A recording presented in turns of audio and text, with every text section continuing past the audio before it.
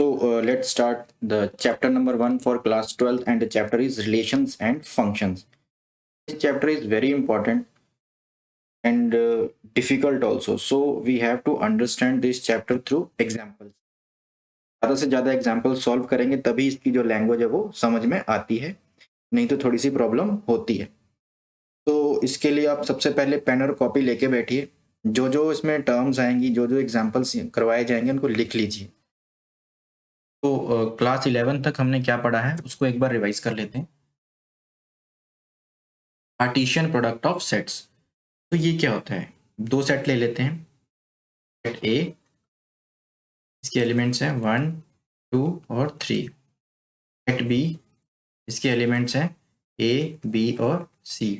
तो Cartesian product कैसे लिखते हैं? ए क्रॉस बी हम लिखेंगे, ऑर्डर पेयर बनाएंगे। ऑर्डर पेयर मतलब पहले सेट ए का एलिमेंट फिर सेट बी का एलिमेंट, जैसे 1 का ऑर्डर पेयर ए के साथ, फिर 1 का बी के साथ, फिर 1 का सी के साथ, फिर 2 का ए के साथ, फिर 2b, 2c, फिर 3a, 3b, 3c। अब मान लीजिए हमें b क्रॉस ए लिखना हो तो कैसे लिखेंगे? पहले b के एलिमेंट फिर a के, a, 1, a का 1 के साथ, a का 2 के साथ,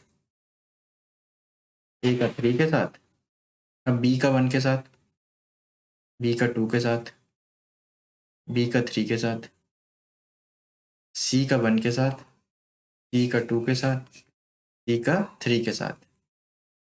तो ये होता है हमारा कार्टेशियन प्रोडक्ट। अब डोमेन, रेंज और कोडोमेन ये भी हमने सीखा था, एक बार इसको भी रिवाइज कर लेते हैं। अब मान लीजिए ये हमारे पास दो सेट हैं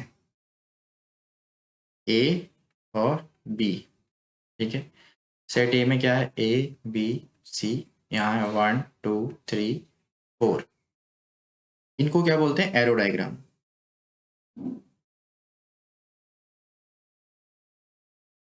ठीक है, तो ये एरो डायग्राम से हमने इसको रिलेट कर दिया, ए को 1 से, बी को 2 से और सी को 4 से। तो इसमें डोमेन कौन सा होगा? सबसे पहले डोमेन क्या होगा? जो सेट ए के एलिमेंट है ये क्या होंगे? डोमेन ए, बी और सी। रेंज क्या होगा? जो डोमेन की इमेज है इसको क्या बोलते हैं? ये इमेज, जैसे ए की इमेज 1 है उसको क्या बोलेंगे? रेंज। जो जो इमेज होगा उसी को ही रेंज बोलेंगे, बाकियों को नहीं, जैसे 1, 2 और 4। और कोडोमेन क्या होगा? जितने भी एलिमेंट सेट बी में होंगे वो सारे क्या होंगे? कोडोमेन। तो 1, 2, 3 और 4 ये कोडोमेन है।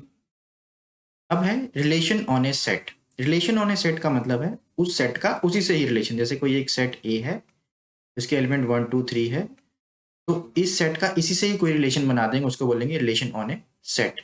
अब रिलेशन को लिखते कैसे हैं? ठीक है, मान लीजिए ए का रिलेशन बी से है तो ऐसे लिखेंगे, A is related to B under set R, इस तरह से लिखेंगे। ये तो हमने क्लास 11th में किया था, तो इसको एक बार रिवाइज कर लिया हमने। नेक्स्ट टॉपिक है टाइप्स ऑफ रिलेशंस। तो टाइप्स ऑफ रिलेशन यहां से हमारा क्लास 12 स्टार्ट हो जाता है। सबसे पहला रिलेशन क्या होता है? Relation R in a set A is called empty relation if no element of A is related to any element of A. इसका मीनिंग क्या है? एक सेट ले लेते हैं, ले लिया हमने 1, 2 और 3। ए क्रॉस ए निकाल देते हैं, उसके लिए ए सेट दोबारा से लिख देते हैं, यही वाला सेम। ए क्रॉस ए निकाल देते हैं। ए क्रॉस ए कैसे निकलता है? अभी हमने सीखा था कार्टेशियन प्रोडक्ट में 1, 1, 1, 2, 1, 3, 2, 1, 2, 2, 2, 3, 3, 1, 3, 2, 3, 3। तो ये हमने निकाल दिया यहाँ ए क्रॉस ए। अब कोई एक रिलेशन यहाँ डिफाइन कर देते हैं।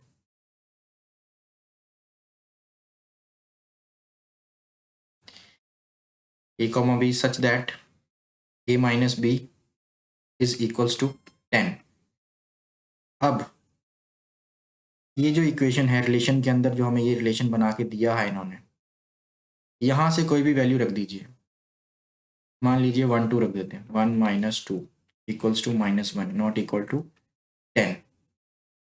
नहीं सेटिस्फाई हुई कंडीशन, कोई और वैल्यू रख देते हैं, 1 1 रख देते हैं, ए की वैल्यू 1 बी की 1, 0 नॉट इक्वल टू 10। नहीं सेटिस्फाई हुई कंडीशन, कोई और रख दीजिए, 3 1 रख देते हैं, 3 minus 1 equals to 2 not equal to 10। कोई भी कंडीशन सेटिस्फाई नहीं हो रही है, तो इसको हम क्या बोलेंगे, एम्प्टी रिलेशन, मतलब कोई रिलेशन ही नहीं है। ये देखिए, if no element of A is related to any element of A, कोई रिलेशन ही नहीं है, ए और बी की कोई भी वैल्यू रख देंगे आपस में, इन दोनों की कोई भी वैल्यू रख देंगे तो इनके बीच में कोई रिलेशन ही नहीं है। ठीक है, no element of A related to any element of A, A का कोई भी एलिमेंट ए से रिलेटेड नहीं है। इसको ऐसे ही करना है, बिल्कुल प्रैक्टिकल तरीके से करना है, तभी समझ आएगा, नहीं तो ये लैंग्वेज बहुत टफ है, लैंग्वेज समझ नहीं आएगी, बस ये एग्जाम्पल के थ्रू आपने समझना है। यूनिवर्सल रिलेशन, यूनिवर्सल रिलेशन क्या होता है, a relation R in a set A is called universal relation if each element of A is related to every element of A. Meaning क्या है इसका, सेट ए के लिए हमने एलिमेंट्स 1 2 और क्रॉस ए निकाल देते हैं। सबसे पहले दोबारा से सेट ए सेम लिख लेते हैं, निकाल लेते हैं 1 1 1 2 1 3 2 1 2 2 2 3 3 1 3 2 3 3, ये आ गया ए क्रॉस ए। अब कोई रिलेशन है, डिफाइंड है A B such that A minus B का मॉड क्या है, ग्रेटर देन इक्वल टू 0। अब यहाँ से कोई भी वैल्यू उठा के इसमें ए बी में रख देते हैं। मान लीजिए ये वैल्यू रख दी 1 माइनस 3, क्या आ गया -2।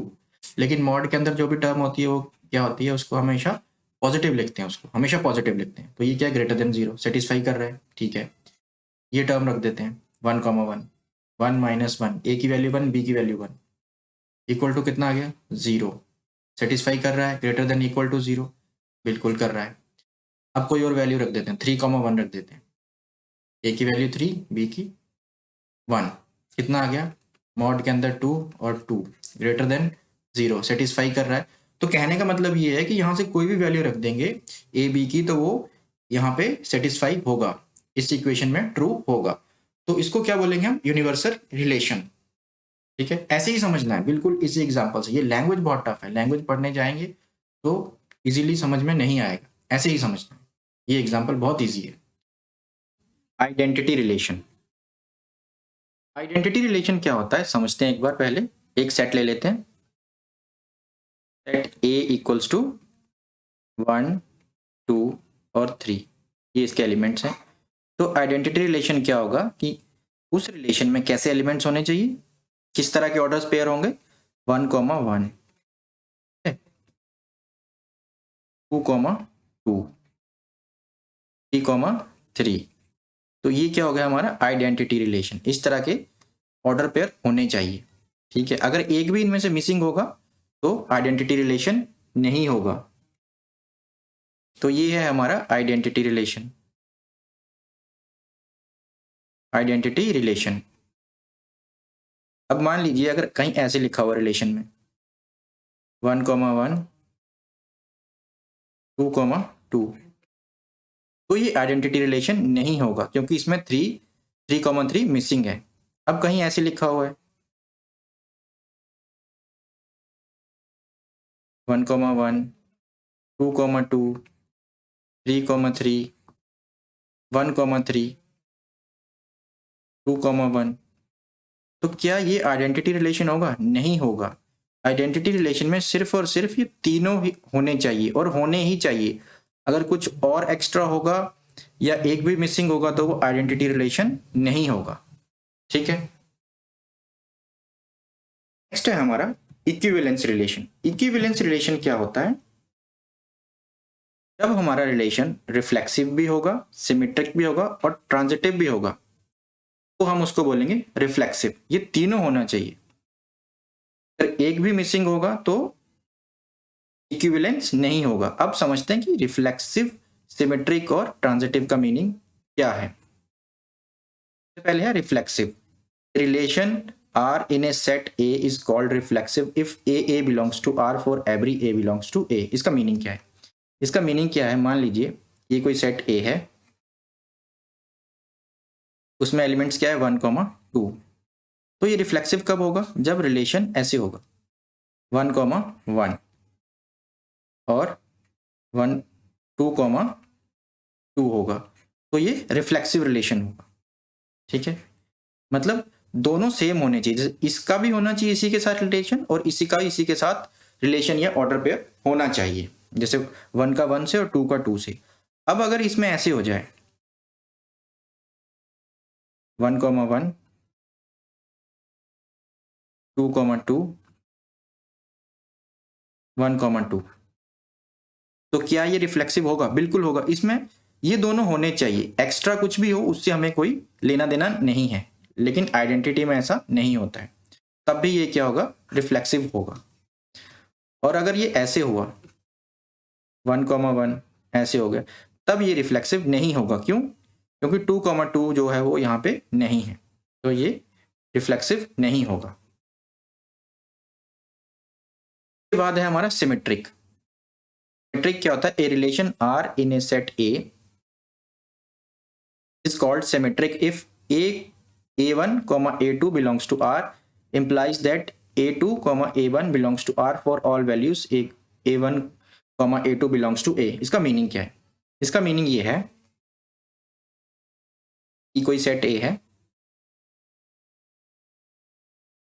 1, 2, 3 उसके एलिमेंट्स हैं, और कोई रिलेशन ये है, कैसे है? 1, 2 है और 2, 1 है, तो ये सिमेट्रिक होगा। मतलब अब कोई रिलेशन यहां ले लेते हैं, जैसे ये है 1, 2 1, 3 3, 1, तो क्या ये सिमेट्रिक है? नहीं है। क्यों? 1, 3 और 3, 1 तो है, लेकिन 1, 2 इसमें है, लेकिन 2, 1 नहीं है, तो 2, 1 मिसिंग है, तो ये सिमेट्रिक नहीं होगा। थर्ड है हमारा transitive. A relation R in a set A is called transitive if A1, A2 belongs to R, A2, A3 belongs to R, which implies that A1, A3 belongs to R for all A1, A2, A3 belongs to A, set A। तो इसमें कैसे? जैसे कोई set A है, उसके elements हैं 1, 2, 3, ये relation कोई एक नीचे डिफाइंड है, जैसे 1, 2 है,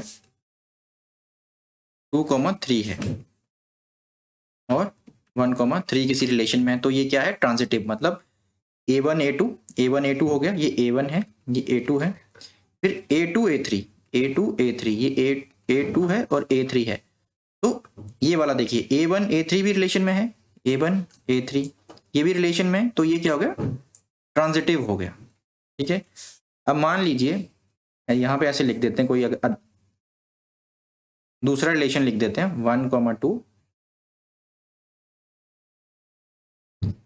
2, 3 1, 4, तो क्या ये ट्रांजिटिव है? नहीं है, क्योंकि A1, A2 है, A2, A3 है, लेकिन A1, A3 इसमें नहीं है, तो ये ट्रांजिटिव नहीं होगा। Now let's move to exercise.